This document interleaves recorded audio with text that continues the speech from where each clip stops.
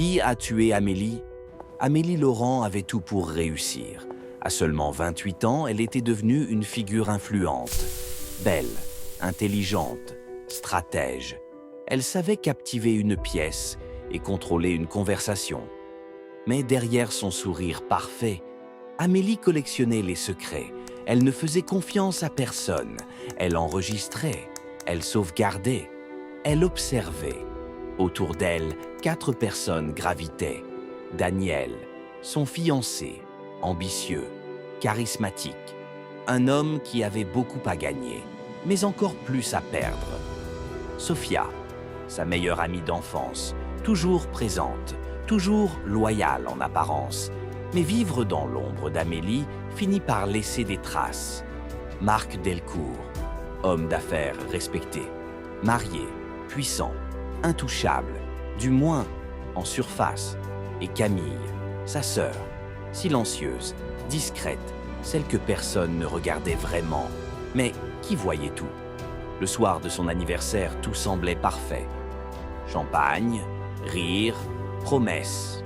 Puis, à minuit 12, Amélie était morte.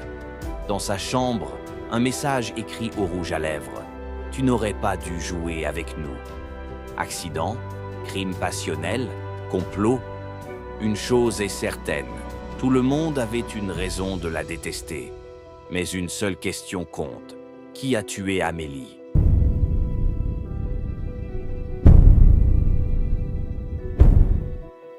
Dans ce monde, soit tu contrôles, soit tu es contrôlé. Le soir de son anniversaire, elle avait prévu une annonce qui aurait détruit plusieurs vies. À 23h47, elle monte dans sa chambre. À minuit 12, elle est retrouvée morte. Quelqu'un était au courant des plans de Amélie. Mais c'est qui? Daniel n'était pas amoureux. Il était ambitieux. Épouser Amélie, c'était accéder à son réseau, à son influence, à son argent. Mais récemment, il avait découvert quelque chose. Amélie préparait un contrat prénuptial. Tu ne me fais pas confiance?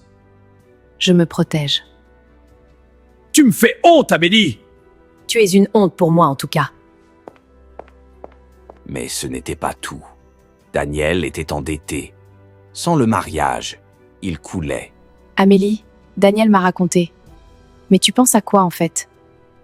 Je ne comprends pas en quoi ça te regarde, Sophia. Je prends mes décisions toute seule, non?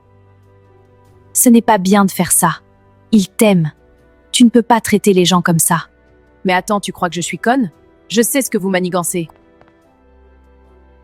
Le soir du meurtre, quelqu'un a coupé le Wi-Fi. 12 minutes.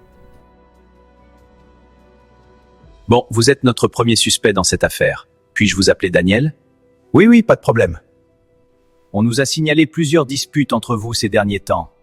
L'aviez-vous déjà frappé? Mais non, je n'aurais jamais fait ça, Amélie. Je l'aimais beaucoup. Je l'aimais tellement. Mais le soir du meurtre, vous étiez où? Qui a déplacé le corps? Qui a coupé le Wi-Fi? Je ne sais pas. Je n'étais pas encore arrivé à la fête. Il y avait des bouchons sur la route. Sur les caméras, on vous voit rentrer avant sa meurtre. Demandez à Sophia, son amie. Elle se détestait. Ne vous inquiétez pas, elle est déjà sur notre liste. Daniel était dans le couloir au moment de la chute. Était-ce une dispute qui a mal tourné ou un geste volontaire?